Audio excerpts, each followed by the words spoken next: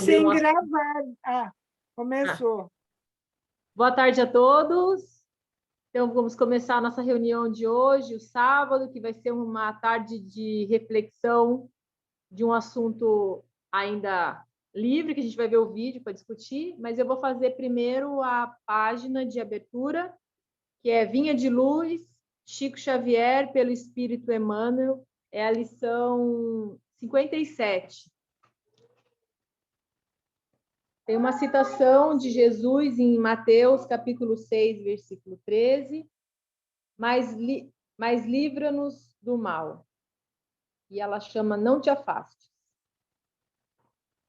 A superfície do mundo é indiscutivelmente a grande escola dos espíritos encarnados. Impossível recolher o ensinamento fugindo à lição. Ninguém sabe sem aprender. Grande número de discípulos do Evangelho, descortinando alguns raios de luz espiritual, afirmam-se declarados inimigos da experiência terrestre. Furtam-se, desde então, aos mais nobres testemunhos. Defende-se contra os homens, como se estes lhes não fossem irmãos no caminho evolutivo. Enxergam espinhos onde a flor desabrocha, e feridas venenosas onde há riso inocente. E condenando a paisagem a que foram conduzidos pelo Senhor para serviço metódico no bem, retraem-se, de olhos baixos, recuando do esforço de santificação. Declaram-se, no entanto, desejosos de união com o Cristo, esquecendo-se de que o Mestre não desampara a humanidade. Estimam, sobretudo, a oração, mas, repetindo as sublimes palavras da prece dominical, ouvidam que Jesus rogou ao Senhor Supremo nos liberte do mal, mas não pediu o afastamento da luta. Aliás, a sabedoria do cristianismo não consiste em insular o aprendiz na santidade artificialista, e sim em fazê-lo ao mar largo do concurso ativo de transformação do mal em bem, da treva em luz e da dor em bênção. O mestre não fugiu aos discípulos, estes é que fugiram dele no extremo testemunho. O divino servidor não se afastou dos homens, estes é que o expulsaram pela crucificação dolorosa. A fidelidade até o fim não significa adoração perpétua em sentido literal. Traduz, igualmente, espírito de serviço até o último dia de força utilizável no mecanismo fisiológico. Se desejas, pois, servir com o Senhor Jesus, pede a Ele que te liberte do mal, mas que não te afastes dos lugares de luta, a fim de que aprendas, em companhia dele, a cooperar na execução da vontade celeste, quando, como e onde for necessário.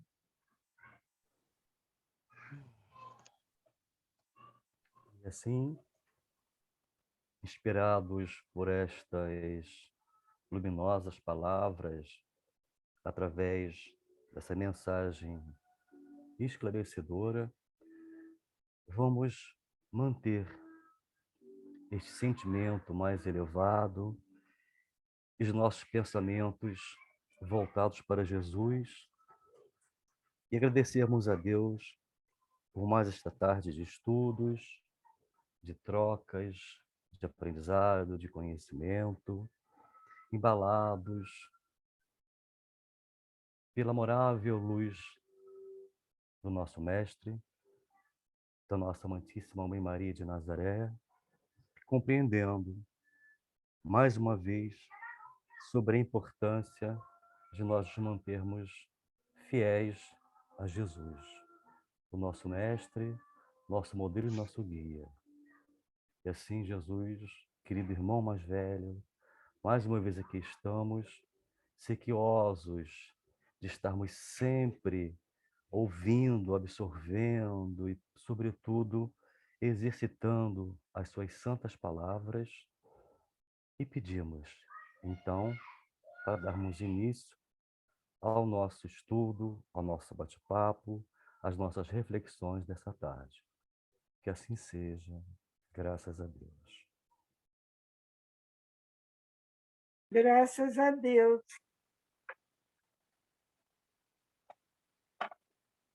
E aí, pessoal, meu povo bonito aí do grupo. Estão me ouvindo ou não? Estou fechado aqui, deixa eu ver. Sim, Dalto.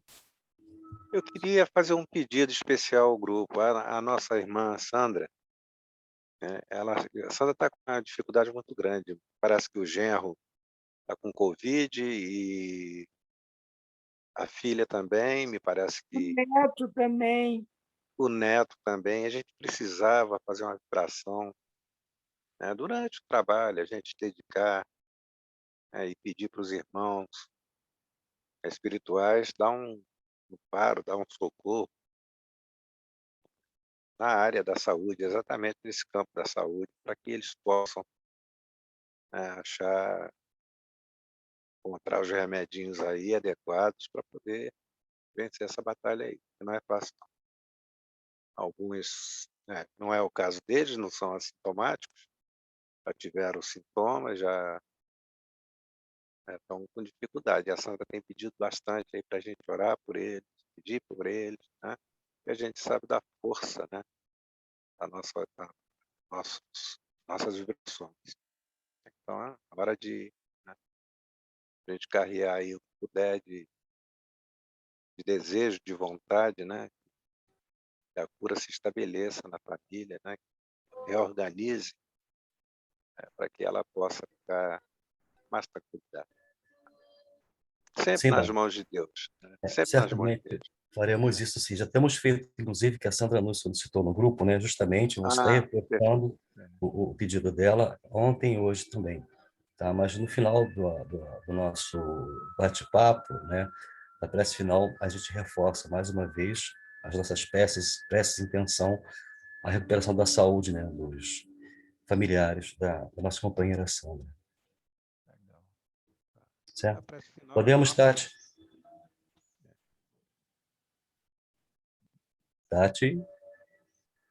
Microfone fechado. Travou, não consegui abrir. Pronto, agora Acontece. foi. Podemos ir lá?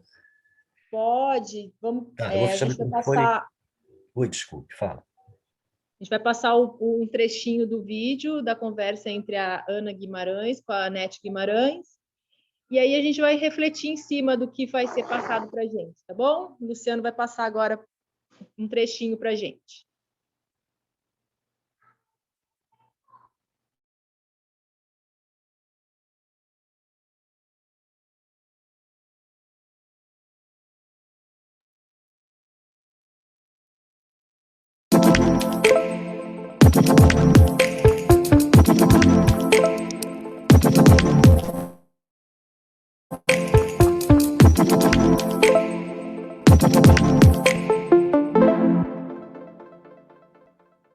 Olá, pessoal. Estamos aqui, como prometemos, para aquele momento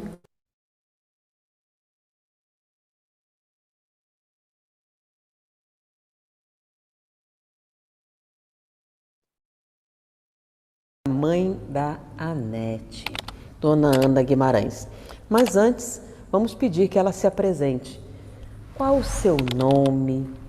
Onde a senhora nasceu? O que é que a senhora pode dizer para a gente? Eu sei que a idade não pode, eu também sou proibida. Eu me lembro, todo mundo que pergunta, eu disse assim, não posso. Mas por que não pode? É que a última vez que alguém me perguntou, isso tem muito tempo, eu ia responder e minha mãe respondeu, não é pergunta que se faça a uma dama. E aí eu respondi, mas eu não me importo. Aí minha mãe, mas eu me importo, se você disser a sua, vão calcular a minha.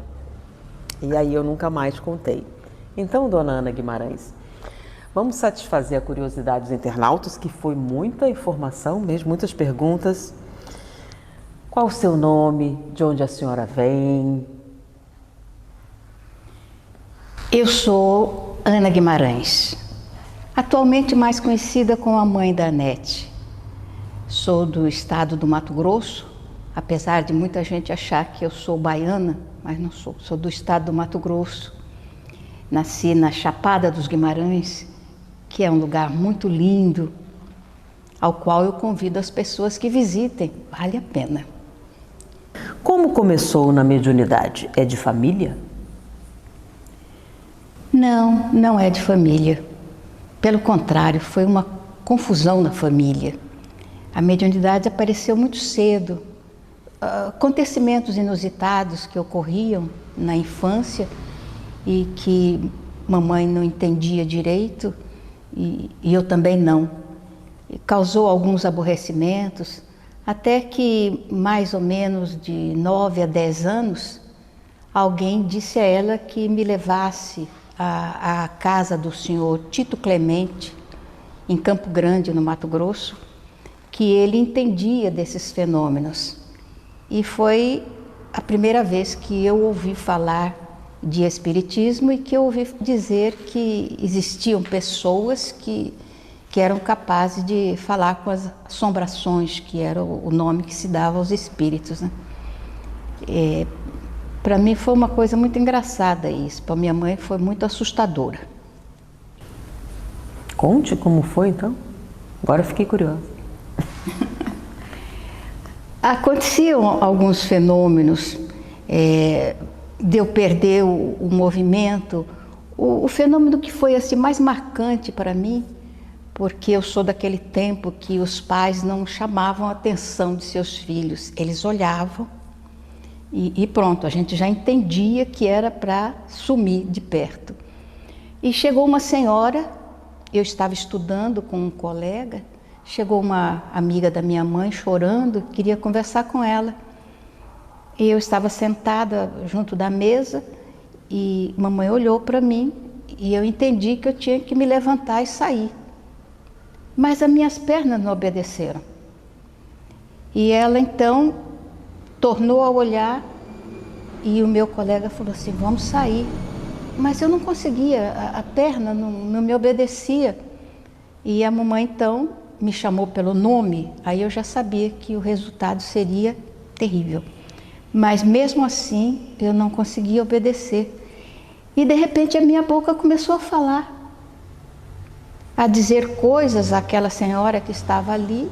E no final das coisas que foram ditas para ela, a senhora ficou muito assombrada, eu escutei a minha voz dizendo, eu sou a sua sogra.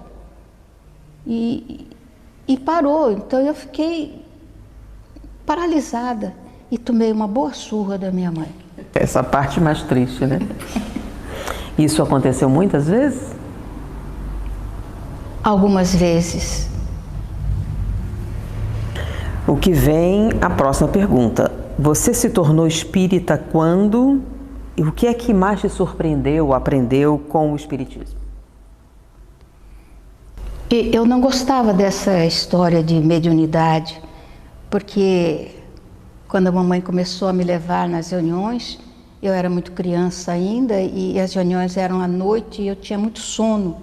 E só tinha pessoas adultas e eu, criança, no meio deles, aquilo era muito desagradável. E eu era muito católica também e gostava da igreja, sempre gostei muito da igreja. Então aquilo para mim era bem desagradável. E foi só na adolescência já, aos 16 anos, que eu me defrontei com o espiritismo mesmo. Com a mediunidade eu já tinha contato há muito tempo. Mas quando eu comecei a ouvir falar do que era o espiritismo, porque antes, para nós, era mais a assombração, os espíritos perturbadores, aquelas coisas todas. Aí, no encontro de juventude, quando eu tinha abandonado a igreja, é que eu ouvi falar do Evangelho e me encantei com a mensagem evangélica. Isso é interessante, que aí a próxima pergunta é, você é médium? Sim, sou médium. E quando se tornou oradora? Falar eu comecei a falar muito cedo, Quando eu terminei de fazer o grupo escolar, eu fui oradora da minha turma. Depois, no ginásio, eu fui oradora da turma também.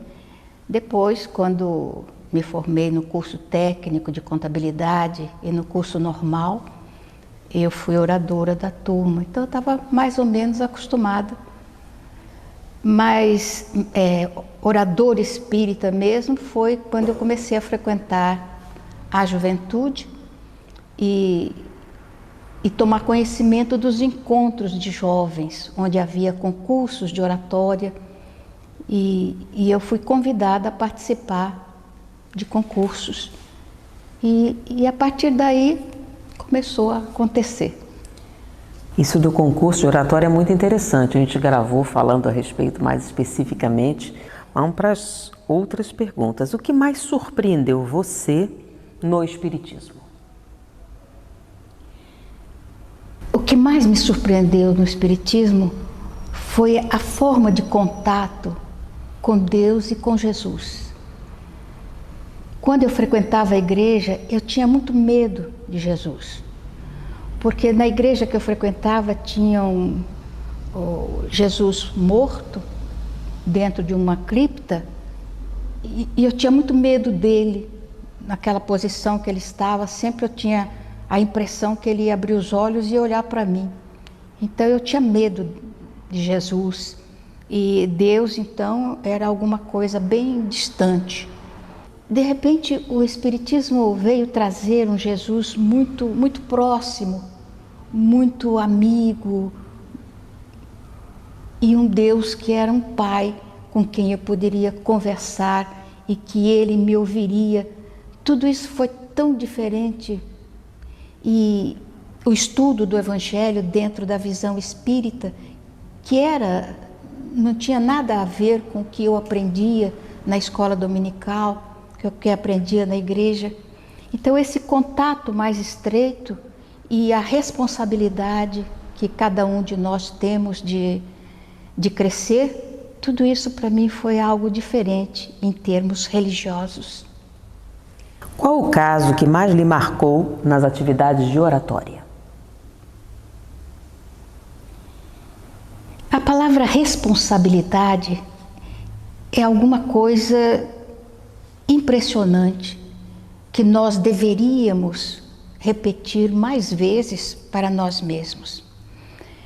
Quando eu comecei a falar, as pessoas gostaram da minha forma de falar, da facilidade de expressão, e eu achei interessante porque a inspiração vinha com uma facilidade muito grande, e logo eu comecei a falar nas cidades próximas de Araçatuba, naquela região, e havia um acompanhamento de pessoas. Isso estava me deixando assim meio encantada com a história, até que na cidade de na cidade de Marília, Lins foi onde eu comecei a falar.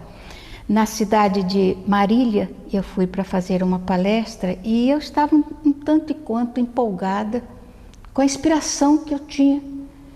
E me colocaram no palco com o microfone pendurado, e eu sozinha, não tinha ninguém perto, e eu comecei a falar e de repente sumiu tudo. Eu não tinha o que falar. Eu comecei a gesticular e a falar muito alto, porque eu esqueci tudo. Fiquei 15 minutos ali e de repente eu parei e saí. E resolvi que nunca mais eu ia falar. Foi quando eu ouvi a palavra de Dona Benedita Fernandes e da minha mãe também, falando da responsabilidade de se estudar, de ter. Então eu teria sempre a inspiração dos espíritos, mas eu tinha que ter o meu acervo pessoal, estudar a doutrina espírita. Sua mãe disse o quê? Mamãe disse que a minha religiosidade era tão covarde assim, que bastava um dissabor para que eu abandonasse. Eu acho que o branco faz parte da oratória, né?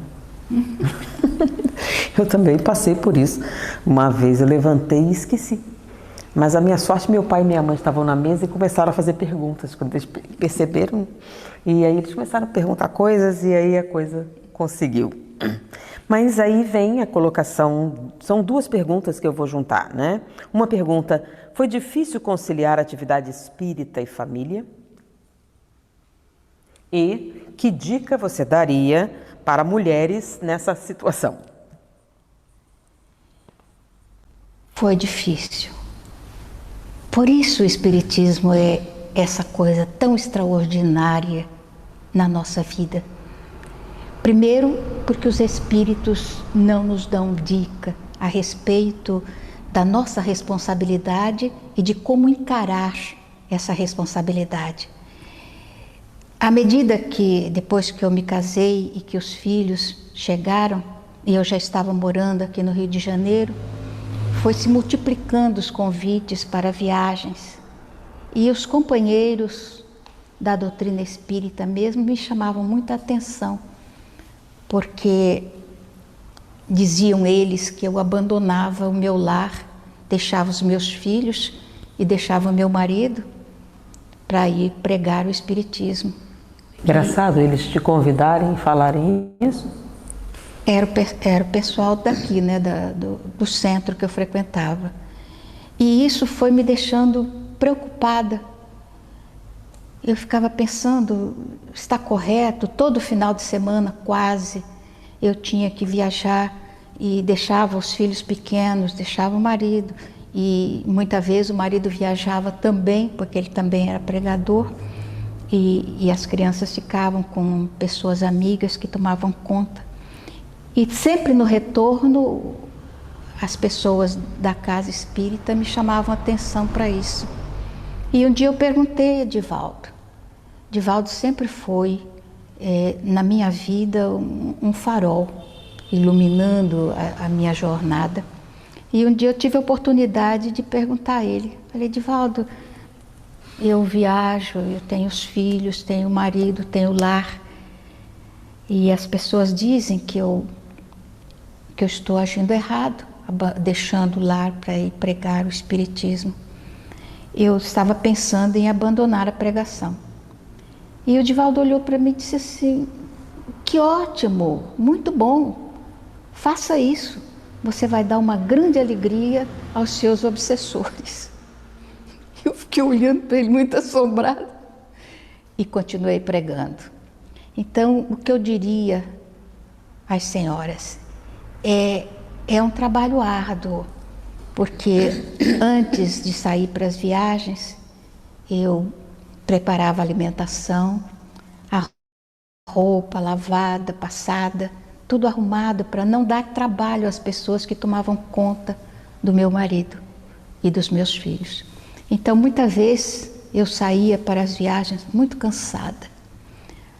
E o retorno era sempre agradável, porque a inspiração me dizia que os benfeitores espirituais estavam nos amparando. Sempre me fizeram essa pergunta também, mas a resposta para mim fica diferente. Porque como eu cresci assim, para mim isso é o normal. Eu não sei como é ser diferente. Então a pessoa questionava, como é você viajar e a família? Disse, eu cresci assim. Para mim essa é a norma. Como seria ficar em casa direto sem fazer nada? Porque as pessoas falam sobre deixar a família. E eu acho muito curioso, porque eu já me hospedei em diversos locais, conheci muitas pessoas e a família interessante fica junta. Um na sala, no computador, na televisão, o outro no quarto, no computador, o outro no outro quarto, no videogame, o terceiro na sala.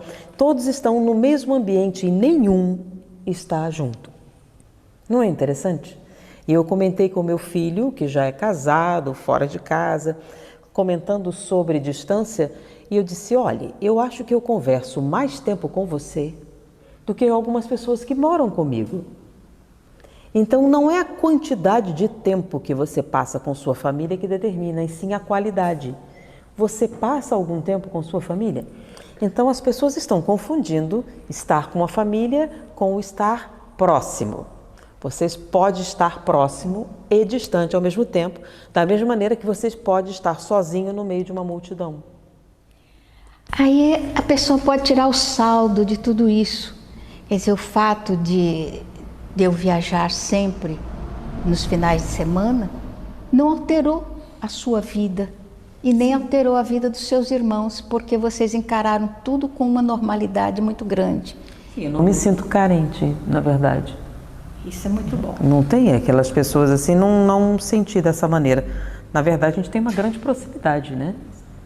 Então o bem faz bem para aquele que faz o bem.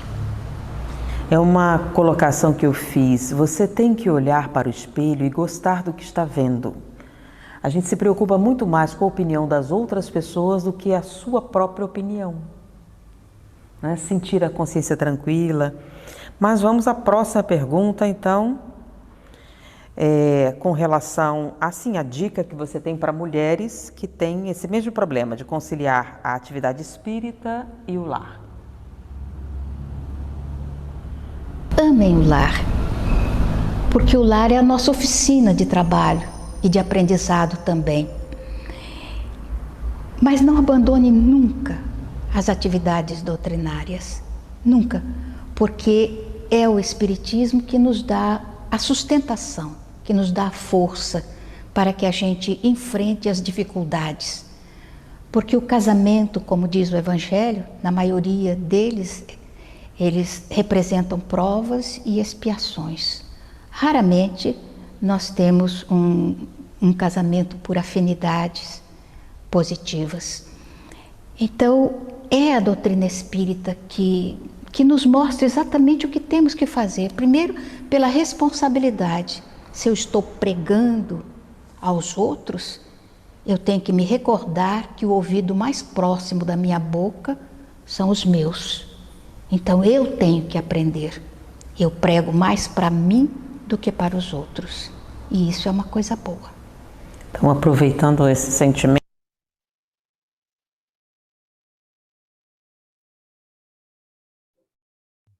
Paramos aqui, né, Tati? Isso, ela terminou. Eu estava no chat escrevendo para você, eu não ouvi se ela terminou a fala, mas era antes dela falar a próxima pergunta, que era sobre depressão. Uhum. Que aí, até aí, ela abordou os assuntos que a gente escolheu lá, né? Que foi falar sobre o papel da mulher, né? Como que ela aborda na vida dela a família, o assumir a oratória, de fazer palestras por todo lugar e levar tudo isso, e a mediunidade. E aí tem bastante coisa para a gente conversar, né? Ela falou várias coisas que são importantes para nós. Eu até brinquei, tomara que entre bastante mulheres no grupo para poder falar sobre a própria causa, né? Porque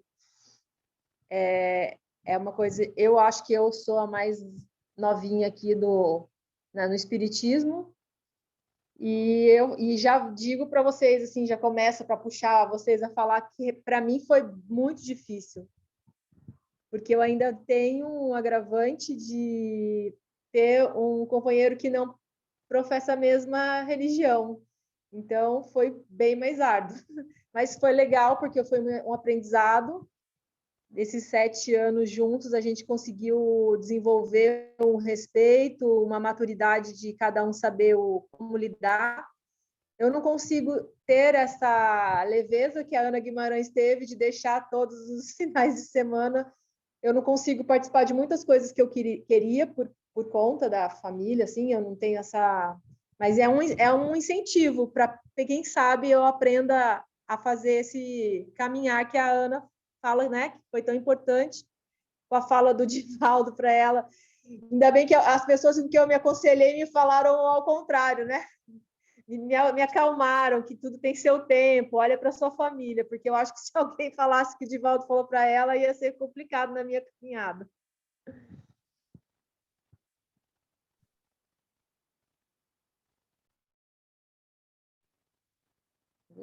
Deixo vocês também falarem. Pode. Cadê as meninas do grupo? As meninas do grupo estão aqui. As meninas. É conciliar o trabalho fora de casa, de modo geral, com o trabalho doméstico, É tarefa árdua, reconheço, eu também passei pela experiência de me unir a uma família, né? A família do Renato é toda evangélica. O Renato praticamente nasceu dentro de uma igreja evangélica, o pai dele, pastor, atuante, a mãe, os irmãos, ele tem três irmãos que são pastores, e houve, imagina, chegar um espírita, né, na família, que era a bruxa, a macumbeira, essa coisa toda, e, embora o Renato não passasse por preconceitos, ele nunca teve preconceito em relação a nada, e não tinha também em relação a segmento religioso, mas era um choque na família, assim, eu era rejeitada, de certa forma, e a gente teve muito cuidado. Houve uma época que eu me afastei dos trabalhos pela harmonia familiar e tudo mais, e depois fui voltando aos poucos, naturalmente. Passou 17 anos de casamento para um dos cunhados, não são todos, um dos cunhados dizer: cunhada, eu descobri que você carrega Jesus no coração, 17 anos depois. E hoje em dia eles sabem que eu trabalho, que eu estudo, às vezes até fazem perguntas assim um pouco, e consegui o respeito. E, e é isso. Agora, para mim é fácil conciliar sair de casa e fazer os trabalhos espíritas, porque no meu casamento eu tenho um companheiro, muito respeitoso, e tipo de época de trabalhos como nós tínhamos o trabalho realizado no período de carnaval, que era muito intenso, de passar 3 horários fora de casa, e ele com todo apoio de chegar, de eu encontrar a comida prontinha, ele me esperando e me estimular, me acompanhar. Então, é diferente, mas eu reconheço que é uma tarefa bastante árdua, pelo histórico também de que as mulheres é que assumem a organização da casa, assumem as tarefas domésticas. Então, a gente, para sair de casa, precisava deixar as coisas encaminhadas, prontas. E é árduo, é difícil, mas é uma conquista também, é um avanço, né? Porque dentro da própria doutrina a gente encontra os ensinamentos da igualdade, né? Nós fomos criados da mesma forma, as funções é que são diferentes. Então, é por aí. Vou deixar outros falarem para poder depois eu voltar. Eu acho que no caso da Anete, de certa forma, pelo que ela comentou, ela, pelo menos, parecia que estava preparada espiritualmente, porque ela está sempre, desde que eu comecei, eu já conheço, já sei, fui me acostumando com essa vida assim, não conhecia outro tipo, quando ela falou da mãe, né? A mãe não estava sempre presente no final de semana.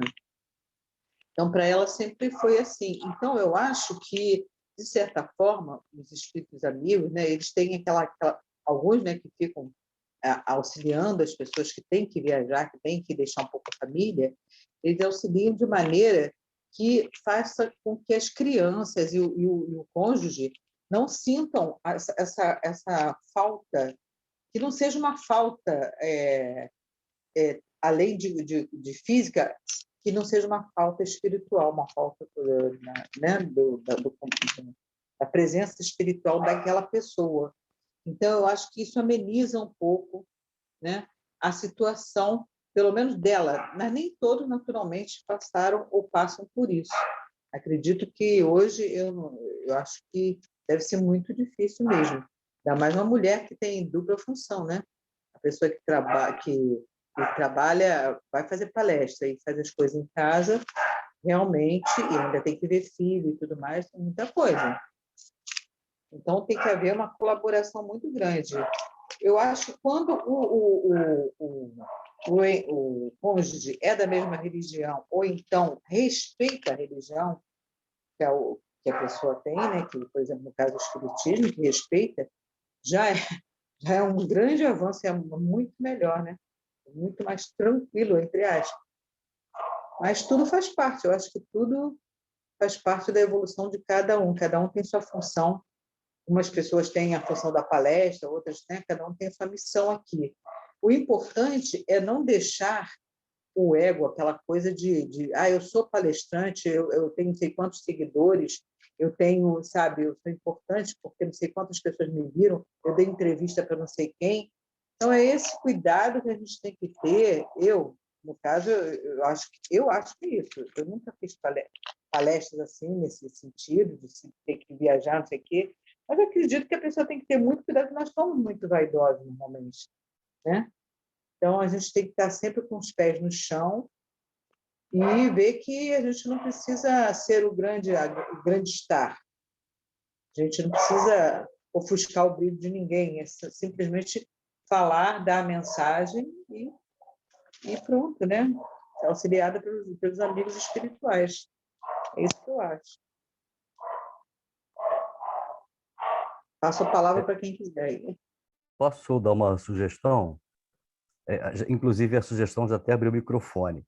Como a Fátima vai ser um pouquinho antes de nós terminarmos o nosso bate-papo, né, eu sugeriria que ela fosse a próxima a contribuir. Pois é, eu Até... estava mesmo me preparando aqui. Então, a Tati falou que ela é a mais nova do grupo, mas não é não, Tati. Eu me considero a mais nova, viu? Eu não sei se depois de mim entrou mais alguém. Entrou a Cris, mas a Cris tem bastante experiência, né, no espiritismo, e eu não. Então, eu nova em acho... idade, Fátima. Nova Oi? em idade, não ingresso no grupo. Nova na faixa etária, não no A ingresso do faixa grupo. etária? Não, Sim. a Tati, quando falou, acho que Não, falou... ela Não. colocou no conhecimento doutrinário. Ah, sim, sim. Ela Desculpe. colocou no Sim. Ah, conhecimento. não. A Tati é mais nova do Desculpe. que eu, sem sombra de dúvida. Não. Então, mas no caso da palestrante, né, que estava falando, realmente ela teve bastante ajuda, né? E com relação, e eu acredito que seja ajuda espiritual também, para ela prosseguir na caminhada dela. Não é? Foi uma pessoa que se organizou bastante, conforme ela falou, que ela viajava muito cansada, para poder atingir os objetivos, né? Também já tinha a facilidade de ser uma oradora, né?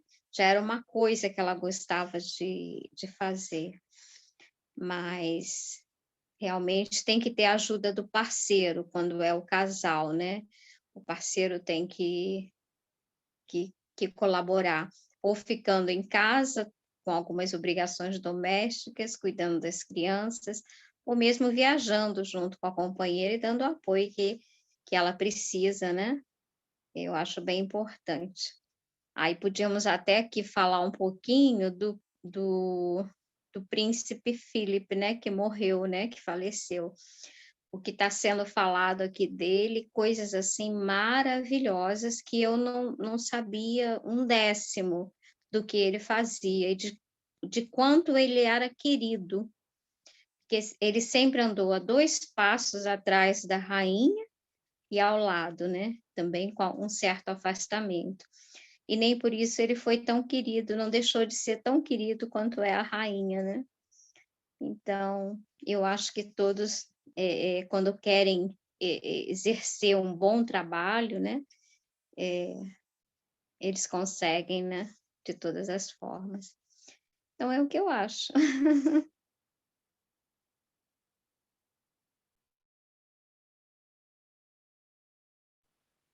É isso. Tem algumas coisas que a gente precisa também pensar, que são casos, cada um com a sua história, com a sua composição familiar, porque eu tenho na história dos amigos, na época que eu tinha as casas espíritas no Rio, tinha mais, né, eu frequentei 2 ou 3, e conhecia muita gente, porque na época eu era solteira ainda, nessa época tinha muito trabalho. E aí uma das pessoas que realizavam um trabalho com a gente foi chamada a atenção até pelos amigos espirituais. Ela chegou a receber recado mesmo, que ela estava abandonando os filhos. Um dos filhos estava com problema, entrando num caminho até meio tortuoso, bastante complicado, pela ausência dela, porque dedicada ao trabalho fora do lar.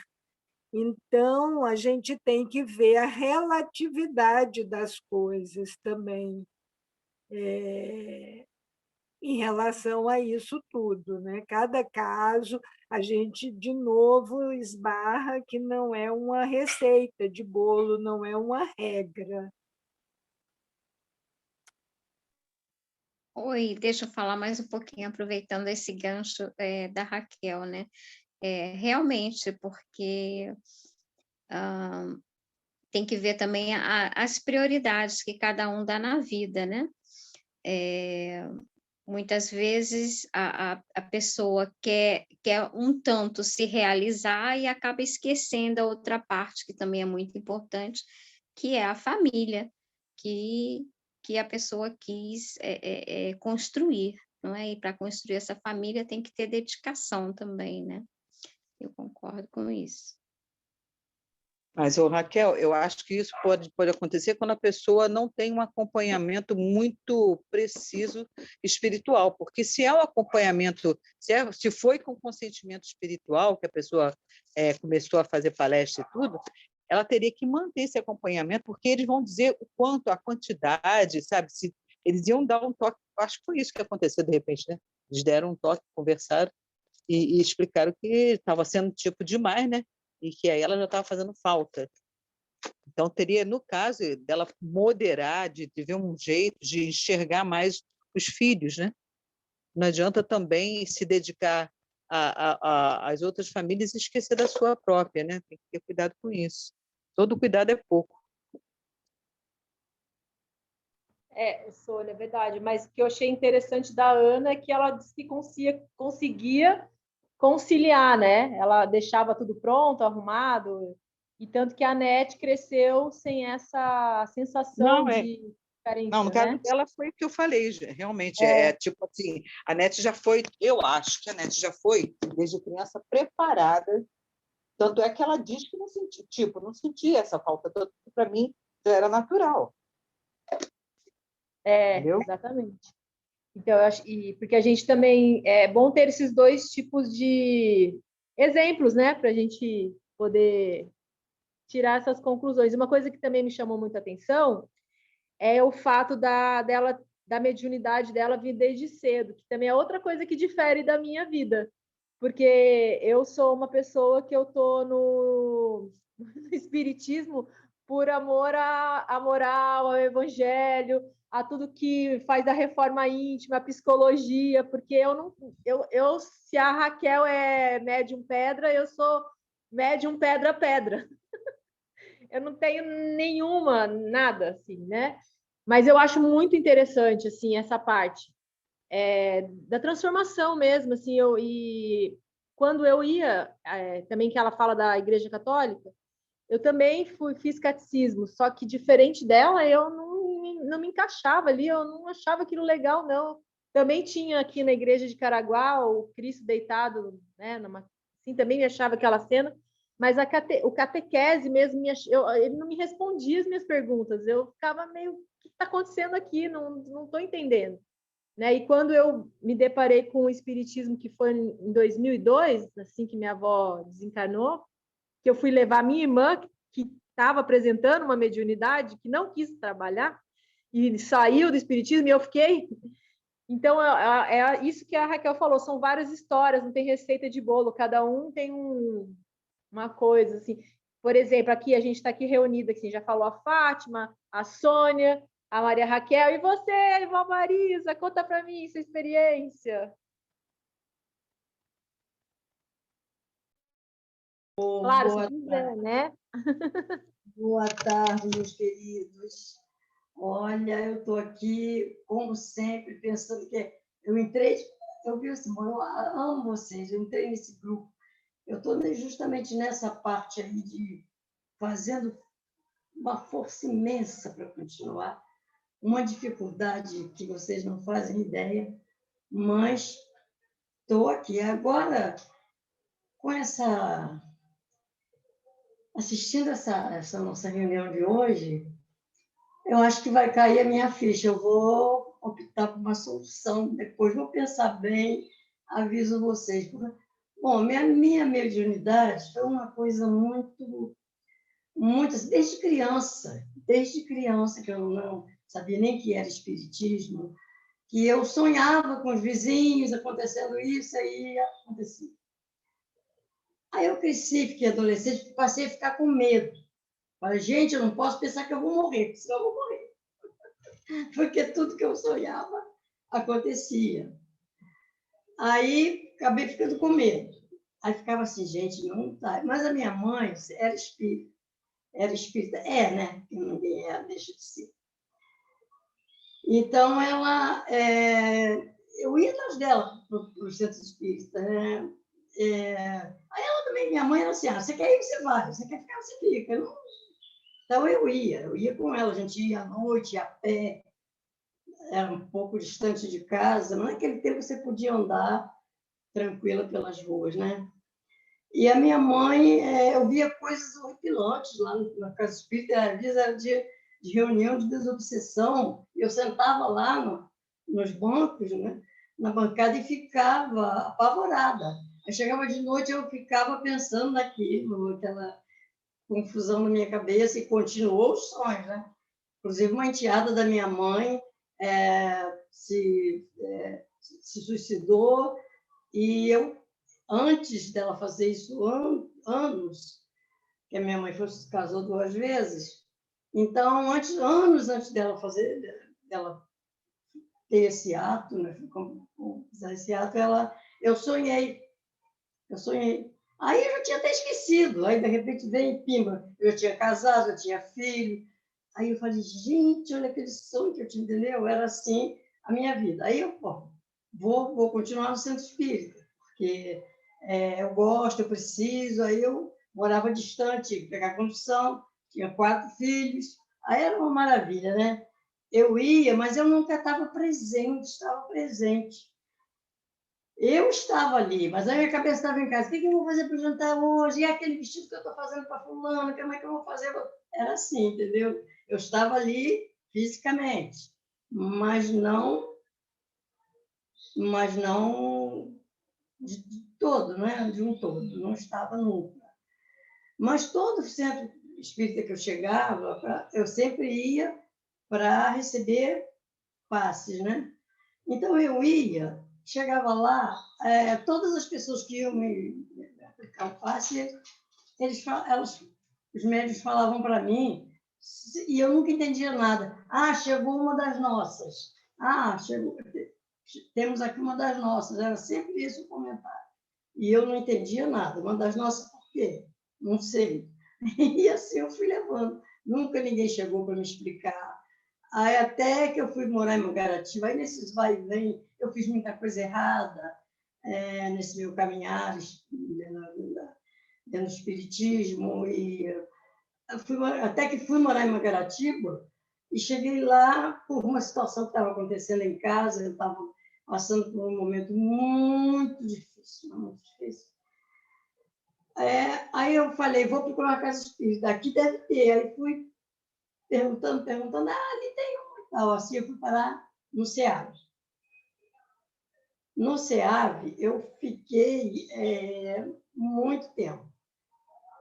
E eu não percebia, eu não tinha noção da parte que eu exercia no SEAV, dentro do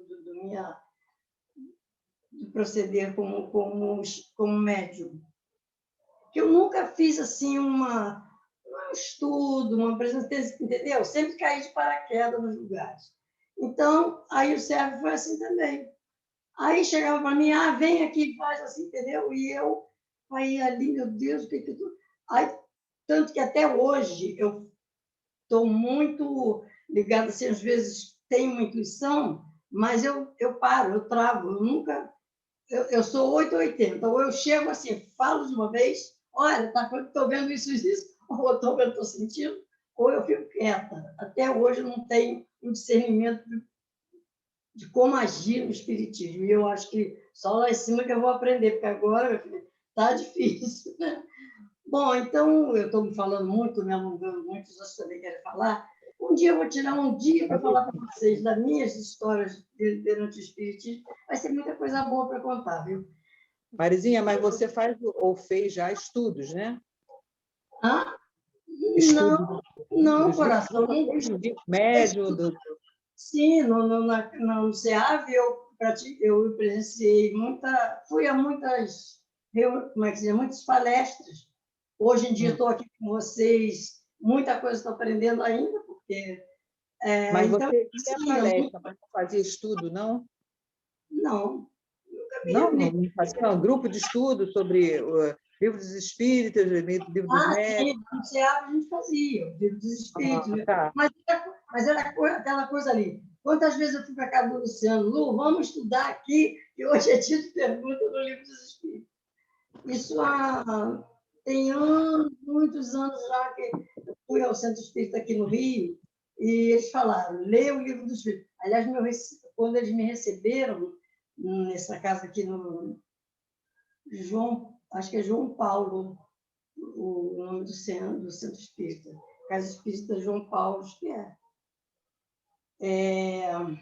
Então, quando eu fui lá a primeira vez, foi porque a minha irmã pediu para que eu fizesse uma evidência, eles fazem uma evidência. E a minha irmã pediu, mas você não pode ir lá fazer uma evidência com a mamãe, que a mamãe está assim, está doente. Aí eu falei, tá, eu vou. Aí a gente tinha que fazer 3 meses de assistência, assistir 3 meses de palestras. No terceiro, ao terminar esse trimestre, a gente recebia um cartão para fazer evidência. E a primeira vez que eu fui, o povo, todo mundo adorava esse centro espírita. A minha irmã era assim, ai meu Deus, que vontade de pertencer. Vó, não foi no Antônio de Pádua que a senhora me levou uma vez na Tijuca? Eu não estou te ouvindo direito, fala. Não foi no Antônio de Pádua que a senhora me levou uma vez da Tijuca? Sei, Lu, era Santo Antônio, não é Antônio, não. Eu não lembro o nome dele, mas eu vou pesquisar para vocês. Você foi lá comigo, lembra? Lembro. É por isso que eu estou tentando refrescar a sua memória. Não lembro o nome, é Francisco de Paula. Francisco de Paula, isso. Então, nessa vez que eu fui fazer essa evidência para minha mãe, quando eu transpus a porta, que eu sentei lá na mesa, até hoje eu me lembro disso, gente, foi uma emoção muito... Aí eles falaram para mim, na hora que conversaram comigo, falaram da mamãe, que estava tudo bem com ela e tal, mas me falaram, bom, agora vamos falar de você, porque quando você transpôs aquela porta ali, o seu mentor estava do seu lado, junto contigo, todo super contente de você ter vindo aqui, que você está no lugar certo. Eu já tinha fazia ao SEAV, né? Já era membro do SEAV. Aí eles falaram, olha, ele entrou junto, o seu mentor veio junto contigo, quando você sentou aqui na mesa, ele pôs um ramo de flores, um buquê de flores na sua frente e agradeceu você estar aqui. Aí eu fui no céu, voltei, gente, eu não mereço isso. Fiquei assim, até sim, poxa, com vergonha até. Falei, gente, será que eu mereço tanto isso? Bom, e nisso aí ganhei o cartão rosa, que era o cartão para pertencer ao grupo aí no Francisco de Paula. Mas eu teria que fazer um curso de 2 anos. Eu morava em Mangaratiba, na Praia do Saco. Aí eu falei, como é que eu vou fazer? Tem um marido que depende de mim, como é que eu vou fazer? Aí desisti de fazer o curso lá. Desisti. Fiquei só em Mangaratiba, no SEAV. Ultimamente, muitas vezes eu agi dentro do SEAV, não que eu procurasse fazer, as coisas vinham ao meu encontro. Teve muita gente que eu ajudei, assim, sem perceber, porque eu sonhava, eu via lá no centro, quando eu estava, a pessoa que eu via o rosto da pessoa, depois eu encontrava essa pessoa. Então, tem muitas histórias. Se um dia vamos tirar uma hora só para contar história, tem umas histórias muito boas lá. Inclusive, o Luciano mesmo também, uma moça lá da história. Lembra da dona... Aquela que tinha o nome de uma pedra? Dona... Como era o nome dela? Dona Ametista. Esmeralda. Olha, eu pensei ametista também, Sônia. Não, Não tinha uma ametista lá, não. É porque eu não lembrei de Esmeralda, mas é difícil ser Dona Ametista. Eu brinquei, né? Dona Esmeralda estava vendendo uma casa lá em Mangaratiba e, por meu intermédio, eu comecei a, sem querer, ajudar a Dona Esmeralda. Não notei o que eu estava fazendo. É uma coisa tão assim, é tão normal. Quando eu vejo, eu estou dentro. Aí eu falei para o Luciano, Lu, olha só, eu acho que eu estou ficando assim meio maluca. E para quê? Não, porque eu estou vendo isso, que eu faço aquilo. Aí ele falou, um dia não me aguentei e perguntei a essa Esmeralda. Que eu estava vendo uma pessoa do lado dela, ela falou, você está vendo minha filha. Aí grudou comigo, que foi uma coisa, igual a mim, quando conheci o Luciano, que achei que ele era o Deus, sabe? Ah, meu era o cachorro e a história era o carrapato. Isso sim. Nossa, o Luciano foi não, viu? Se fosse o Chico, seria a pulga do cachorro. Pois é. Bom, gente, estamos por aqui, porque se for contar a história, eu vou tomar o tempo de vocês total e restrito. Não precisa depois contar muita história, mas aí, para voltar nas mulheres, a gente precisava pensar um pouquinho que, principalmente no tempo da Ana Guimarães, não só a dificuldade de organizar a família para poder ela sair, mas é que as mulheres são mesmo, por cultura, por formação, essa coisa, são alvos de ciúmes, os maridos acham que são os proprietários, aquela coisa da dominação, da posse. Verdade. Como que vai dormir fora de casa? Como uma que visão totalmente diferente de hoje. Como que vai? Não, mudou bastante já, tem muita mudança, tem muita diferença já. Mas naquela época da Ana Guimarães, principalmente, que ela, né, ela não gosta de dizer a idade, mas a gente supõe, ela é claro que não era objeto direto, porque o marido era espírita e respeitava e valorizou o trabalho dela. Mas, de modo geral, as mulheres têm isso. Vai dormir em hotel, vai dormir sozinha, vai viajar sozinha, e vai como, e faz o quê? A reunião mediúnica é fechada por quê? Tem que ficar de porta fechada por causa de quê? Quer dizer, é uma série de coisas assim. Desconfiança. É da cultura mesmo, né? E assim, e não a gente está falando das mulheres, mas a gente sabe que tem mulher que também é ciumenta, que o marido só viaja para fazer estudos da doutrina espírita, se a mulher viajar junto, se não viajar, ele não vai. A gente sabe que também tudo é relativo, mas como a gente está falando da mulher, precisa ser abordado isso, que é outra questão que é de dificuldade que se apresenta. Ainda temos muita dificuldade em tudo, né? Como mulher. E verdade, eu ia falar disso, Raquel, super sintonia. Inclusive, na abordagem que a própria Andréa, que foi uma das pessoas que sugeriu, que é uma coisa bem importante, quando existe ajuda dentro de casa, é falado que é uma ajuda, mas, na verdade, teria que ser o trabalho, né, de parceiro, mora junto, compartilhado. Eu não preciso dizer me ajuda. Me ajuda é quando não diz respeito a você e você vem e me dá uma ajuda. Agora, quando é dentro de uma casa, é divisão de tarefas. É obrigação dos dois, né? Divisão de tarefas, né? Claro. Assina embaixo. Em casa funciona de maneira que não acredita nem um pouquinho, acha que isso é doideira, ainda não tem conversa, não. Até hoje. Oi, deixa eu dar uma palavrinha aqui sobre as divisões de trabalho, né? Eu fui casada, né? E na minha época não tinha esse negócio de divisão de trabalho, não. Não sou tão velha assim, mas era como era, família portuguesa, quem trabalha é a mulher, quem faz as coisas dentro de casa é a mulher mesmo, né?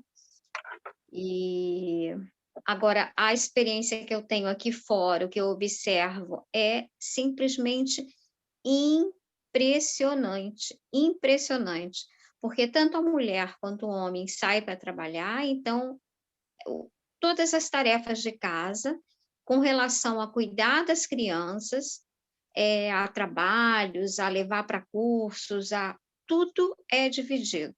E não tem discussão, não tem... É assim, pronto, né? Eu acho que deveria de ser assim sempre, né? É verdade. A vida fica mais tranquila, porque a mulher acaba ficando muito sobrecarregada, né? Eu vejo, aí faço uma comparação com as mulheres em Portugal, isso eu sempre observei há muitos anos atrás. Eu encontrava com familiares em Portugal, e os homens todos arrumadinhos, todo, camisa social, tudo bonitinho, e você olhava para a mulher e falava assim, não é possível, a mulher dele? Como? A mulher parece que tem mais 50 anos do que ele, e muitas vezes não andava nem com a coluna ereta, não, ela já estava toda encurvadinha, já andava encurvadinha, e já aparentava mais idade ainda, porque a mulher se dedicava ao cultivo da terra, né? E provavelmente o homem ficava... sinceramente, eu nem sei fazendo o quê, porque encurvado ele não estava. A mulher com as mãos todas estragadas, estragadas mesmo, sabe? Aquelas mãos grossas de lidar com a terra, e encurvadas. Muitas e muitas vezes eu presenciei isso. Então, eu acho que também tem a ver com a cultura, né? Tem a ver com... É isso aí. Eu nem posso falar dessa questão de divisão de tarefas, porque, com a graça de Deus, eu tenho aqui quem convive comigo, assim, o Luciano frequentou a casa da gente, de vir almoçar e a comida ser preparada pelo Renato, e não tem isso aqui é meu, isso sou eu que faço. Não, é realmente um compacto, assim, dividido. Isso é quando a gente trabalhava, isso é agora quando não tem mais um trabalho fora de casa. E é assim, faz uma coisa, faz outra, ele está dizendo que é verdade, ele observa, não tem, isso aqui é meu, isso aqui é você, por favor, ai, me ajuda, não, é normal, é uma coisa que é natural. Eu não tenho realmente... Aliás, no meu casamento, graças a Deus, eu não tenho do que reclamar. Não tem essa coisa de ciúme, de desconfiança, nem problema de administração da casa. Mas a gente precisa admitir que muitas de nós atravessa esse caminho de achar que o parceiro vai ajudar, de achar que tem que negociar as coisas, e, no entanto, dentro da doutrina, né, dentro da lei de igualdade, nós somos criados iguais, o que tem a dominação essa tem uma questão no Livro dos Espíritos de onde provém a inferioridade da mulher, que eles consideram inferior, que vem é o resultado do abuso da força, né?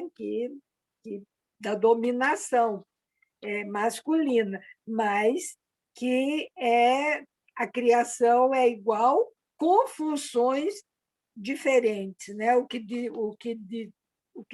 diferencia é a função materna, né? vai gerar aí a sensibilidade, os sentimentos, as habilidades, são essas as diferenças. Raquel, e aí juntando no que você está falando, pegando a maternidade, que é um tema atual na minha vida, 4 anos, eu também tenho que corroborar com a sua ideia, porque eu também, meu marido é muito companheiro mesmo. Eu falo que na paternidade, então, o Demilson só não deu mamar para a Isa porque não dava. Porque o resto, né, ele fez e faz tudo, é muito legal isso. Mas aí, conforme a gente for conversando, na fala da Fátima, aí eu fiquei pensando que e hoje o dia inteiro, de manhã eu também pensei nisso na evangelização, como a fala do Zé Luiz é muito precisa, não pode ser e depende. Na evangelização, quando a gente estava falando dos coraçõezinhos com as crianças, eu lembrei do Zé. Pode ser e depende, e agora também. Zé, quer dar uma contribuição aí para a gente? Não sei se devo ou não. Eu vejo assim, vocês estão falando, as meninas estão falando, tem sempre um olhar, né? Claro, a nossa história foi muito cruel com vocês. Eu entendo tudo isso, eu aceito tudo isso, não sou do tipo machista ou nada disso, nunca fui. E eu vejo a grande dificuldade, mas também vejo assim, como se fosse um desequilíbrio na força. Quando você coloca assim, nós agora mulheres estamos empoderadas.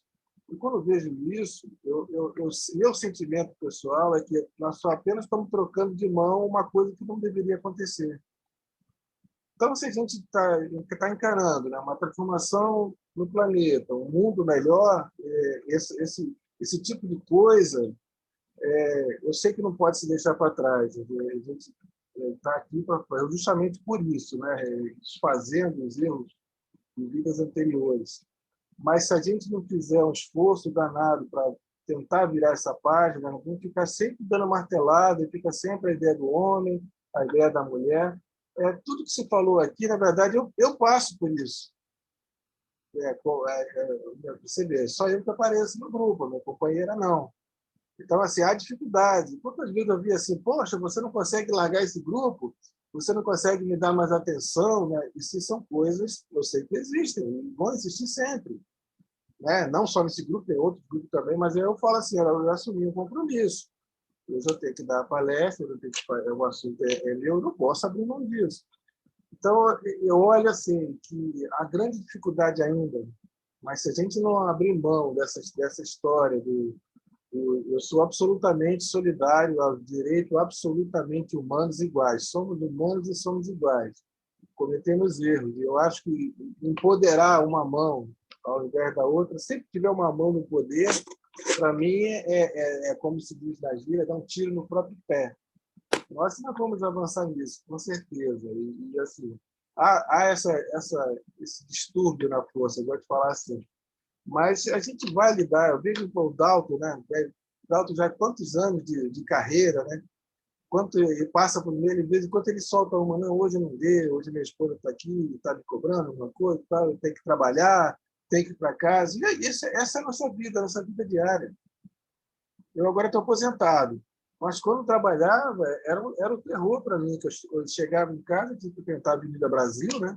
Chegava em casa em cima da hora e tinha que ir correndo para o centro, porque era o trabalho, era um compromisso meu, e nessa correria, às vezes eu não contava com uma roupa pronta para tomar banho, ou com uma comidinha, ou um lanche pronto, não, era se vira e vamos embora.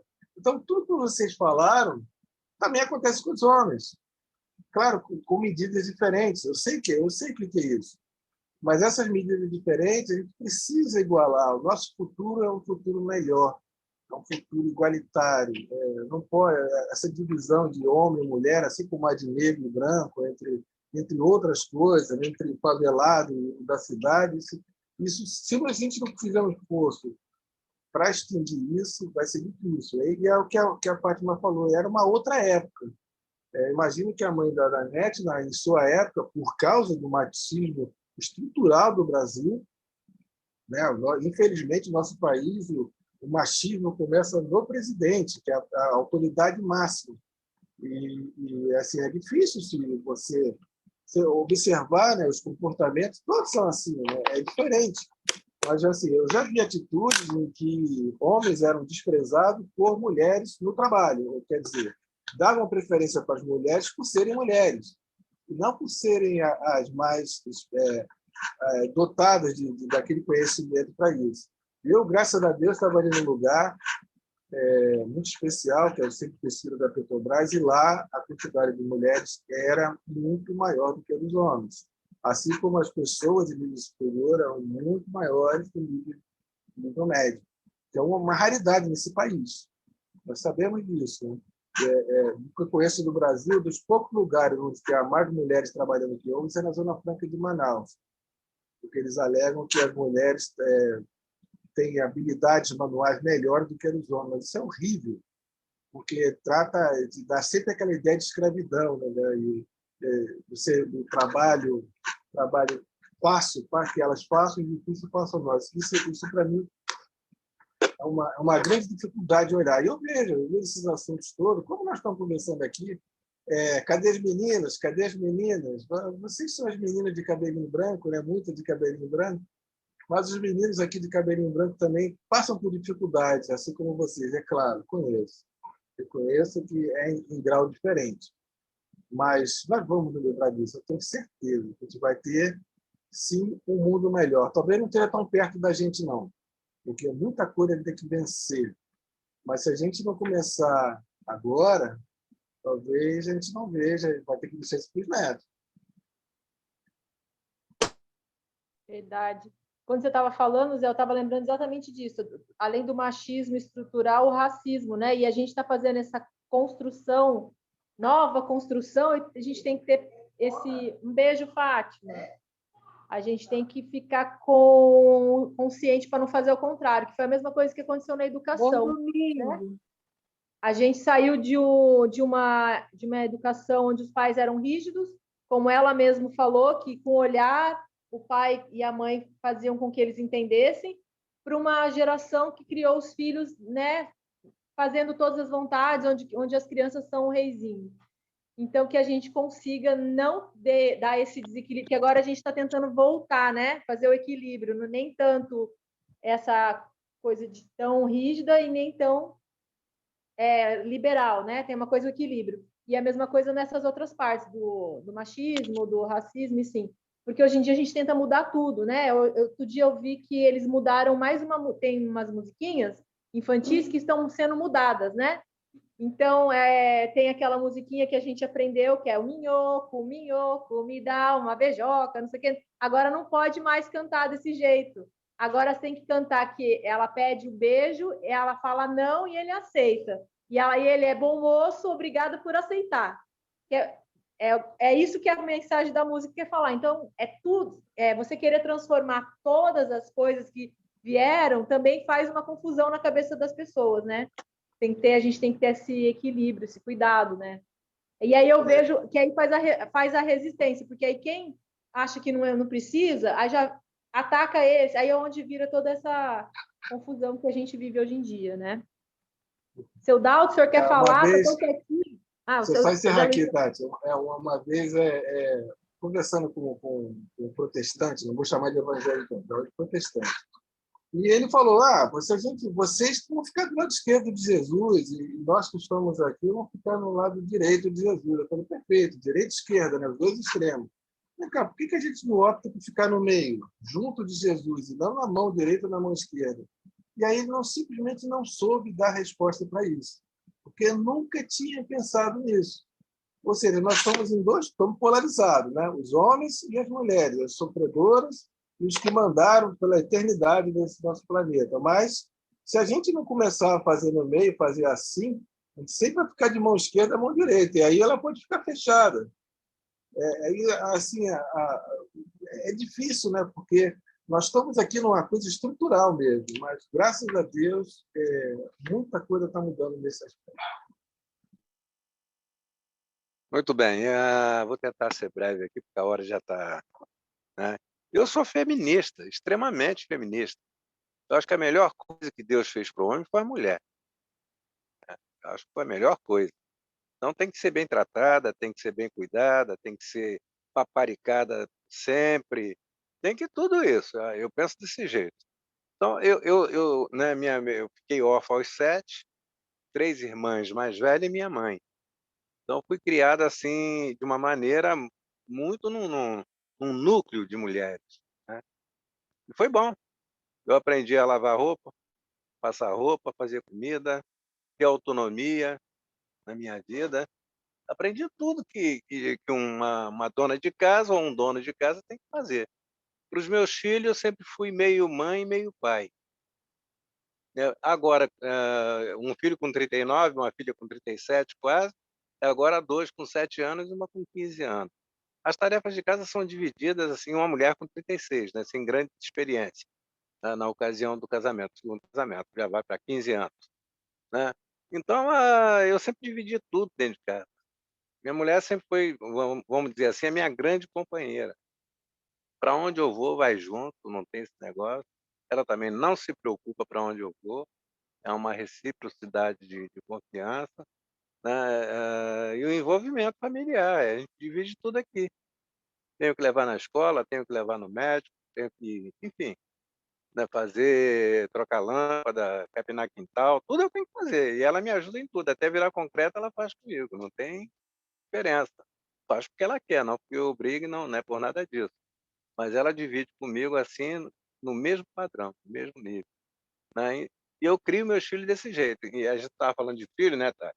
Eu tive algumas divergências com meus filhos mais velhos, porque eles cresceram e uma certa distância por causa do casamento desfeito, né? E eles cresceram e acharam que eles eram meus colegas. Eu não sou colega de filho, e não vou ser nunca colega de filho. Eu vou ser amigo do meu filho o máximo que puder. Se precisar do meu coração, tem, do meu rim, tem. Mas eu sou pai. Isso aí eu não abro mão, em hipótese alguma. Até ele ter autonomia para tocar a vida dele, sem problema nenhum.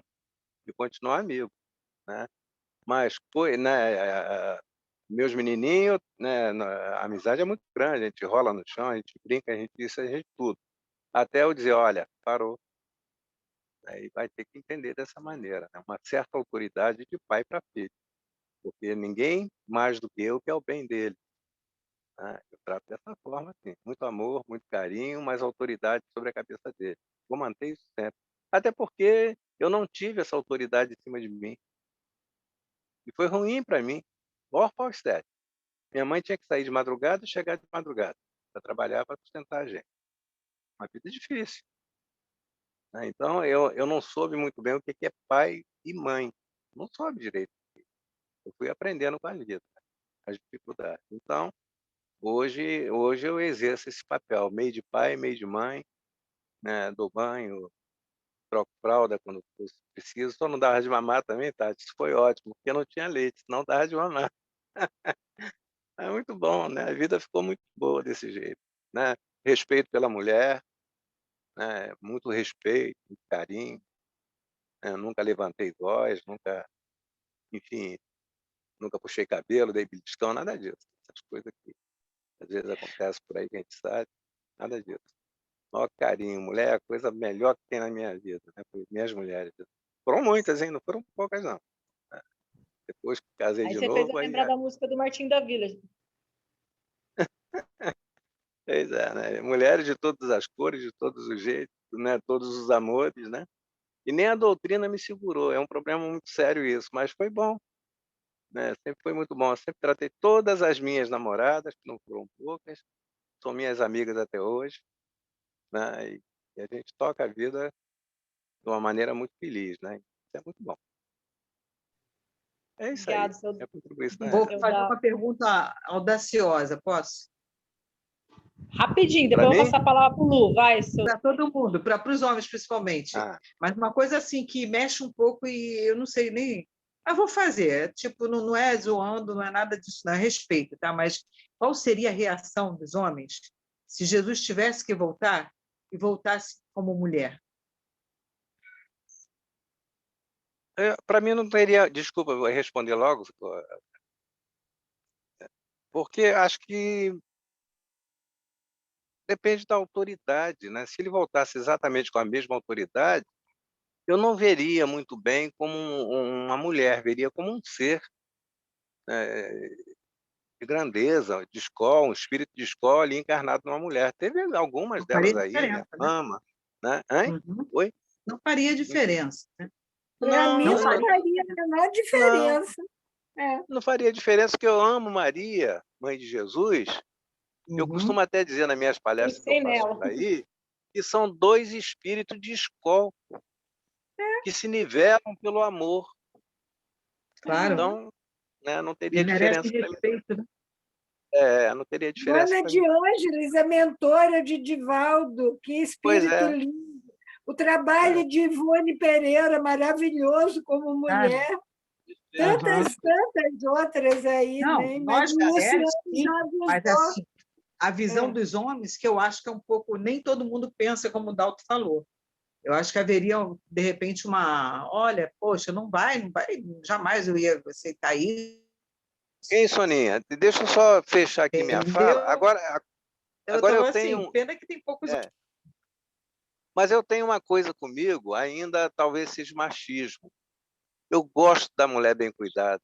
Eu acho que a parte feminina da mulher, Deus fez Mas, com tanto carinho que ela tem que manter isso. Ela não pode fugir disso. Ela não mas a pode se autoridade da mulher masculinizar. não tem nada a ver com. Ela tem que se cuidar, claro. Como homem tem que se cuidar. Lógico, né? Ela tem que se, né, manter essa Não, claro. característica feminina, né? O É bom ser feminino, a feminina. É bom ser característica dela, feminina. não é? Eu acho que é lindo isso, né? Eu não sei, As né? Eu sempre mulheres. gostei de ser feminina. Apesar de ser um pouco revolucionária Mas eu não tenho, nas mas palavras. presta atenção, eu não tenho problema de gênero, não. Se a mulher optou por uma outra, enfim, que ela seja do jeito que ela quiser. Eu gosto da mulher feminina, eu gosto desse jeito da mulher. Não é a fragilidade, mas é a candura. É diferente de ser frágil, sabe, dessas coisas bonitas assim da mulher. Eu gosto, acho. Talvez seja o machismo, né? O lado do machista funcionando, né? Mas independente, não é uma questão de interesses, né? Digamos assim, numa relação sexual ou coisa parecida. Não, eu acho bonito, né? Acho que o meu lado feminino fala muito alto, né? Pela Eu criação. gostei da sua fala aí para a gente fechar aqui na fala feminina e essa provocação da Sônia a gente já deixa para uma segunda oportunidade de reflexão, de roda de conversa. Aí a gente já começa com essa, porque dá pano para manga. Eu já pensei em muitas coisas aqui. Só não comecei porque eu fiquei olhando para o relógio, a gente tem que respeitar a espiritualidade, né? Lu já avisou que já passou. Vou passar a palavra para o Lu, que ele vai falar uma palavra rapidinho e ele faz a prece final, tá bom? Muito obrigada, gente. Tati. Foi uma tarde maravilhosa. Ok, boa tarde. Muito Vamos bom, lá. muito bom. Mas eu vou pedir desculpas ao grupo, eu vou declinar da minha resposta, porque há 10 minutos os mentores do grupo Alegria de Florescer já foram embora. Então, como nós temos o tempo convencionado, nós respeitamos a espiritualidade, eu vou deixar minha resposta para uma outra ocasião e vamos partir diretamente para a nossa prece. E assim, Jesus, mais uma vez aqui estamos, agradecidos por esta tarde proveitosa, de intercâmbio, de trocas de experiências, de vivências, de olhares, de saberes e de fazeres construídos por cada um de nós. Compreendemos que nós estamos homens e estamos mulheres, que, na verdade, nós somos espíritos encarnados. E, nessa condição, nós deveríamos espiritualizar a nossa mente, porque, além de espíritas, sobretudo, nós somos espíritos. E nesta condição, independente da polaridade que nós existimos na tal encarnação, somos seres espirituais. A matéria, ela é horizontal, e é nela que nós nos apegamos para tecermos os nossos raciocínios. Entretanto, a verticalidade do espírito, magistralmente nos trazidas por Jesus e por todos os mentores espirituais que, através dos médiuns conhecidos, nossos, amigos até, embora não nos conheça, nos revela uma realidade muito mais ampla do que o poder temporal do homem.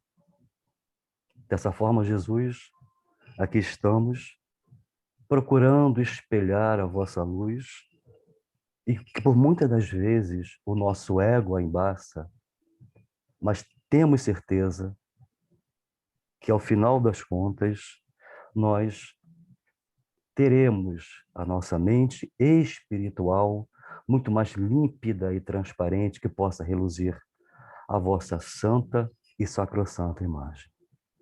Obrigado, Jesus, ser conosco, não só nesta tarde como esteve, e como em todas as outras tardes, e em todos os outros dias da nossa atual encarnação, na espiritualidade e nas reencarnações futuras.